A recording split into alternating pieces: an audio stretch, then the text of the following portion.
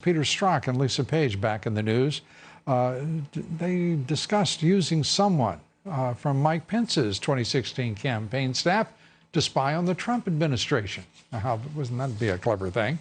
A footnote in the Inspector General Horowitz's report reads, quote, "We identified text messages between Strzok and Lisa Page from November 2016, suggesting the FBI may have considered using a connection between a then member of Pence's staff and an FBI employee in some manner to further the Crossfire hurricane investigation." Joining us tonight, Tom Fitton, the president of Judicial Watch, shocked, absolutely shocked that Strzok and Page strike again. Your thoughts? Oh, there's no evidence of political bias, though, Lou. Can't you tell? It says it right there in the report. No evidence. You know, you've got, we just had new emails between Page and Strzok showing they helped write the opening document for Crossfire Hurricane, the illicit spy operation of President Trump. The IG report downplayed their role, but when you look at these documents, you'll see that they were writing it and guiding it, and everyone else is following their lead, certainly Peter Strzok's lead here. But again, more evidence of political bias. The fact these folks were involved is necessarily evidence of political bias. The IG report's analysis of this information can't be trusted. Well, and, you know, it's important to remember, too, John Durham, the U.S. Attorney for Connecticut, that the Attorney General has assigned to the investigation of the investigators, has made it clear that they do not trust the Inspector General's report, and we can take what solace we can to fuel our patience further. Let me ask you, Tom, the Attorney General going after sanctuary cities, actually suing. I don't know why he didn't take on New York at the same time, but going after sanctuaries, cities and counties, your judgment on the import of that?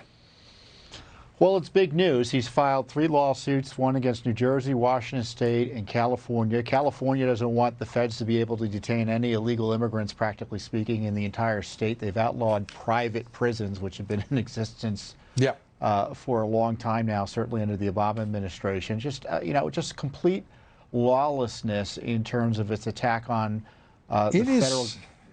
It's hard to come up with any other thing, any other outrageous lawlessness in terms of standing in the way of the rule of law. You really have to go back to the segregationist South, where you had the states in open rebellion against federal law.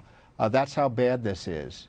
And on top of that, you've got the Attorney General, thankfully, talking about putting in jail potentially those sanctuary politicians who are helping, aiding and abetting criminal illegal aliens. Well, do you believe that he is sincere in that? And that because we haven't, I mean, I look at the cast of characters that have been fired from the FBI, the Justice Department, and no accountability whatsoever. You know, one more threat, I don't think changes the balance here, do you?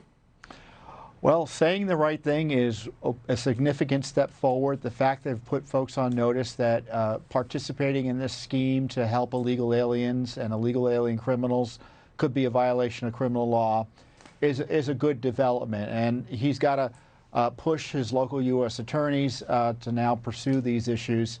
On the other hand, you see Roger Stone being recommended for an outrageous amount of time in jail. So Barr's got a lot of cleaning up to do in the Justice Department, because you've got elements of the Justice Department that continue to thumb their nose at the President of the United States. I don't see how you read this outrageous sentence recommendation as anything other than a brush off of the President after his impeachment victory. And with that, Tom, thank you very much. As always, we appreciate it. Tom Fitton, welcome. President of Judicial Watch.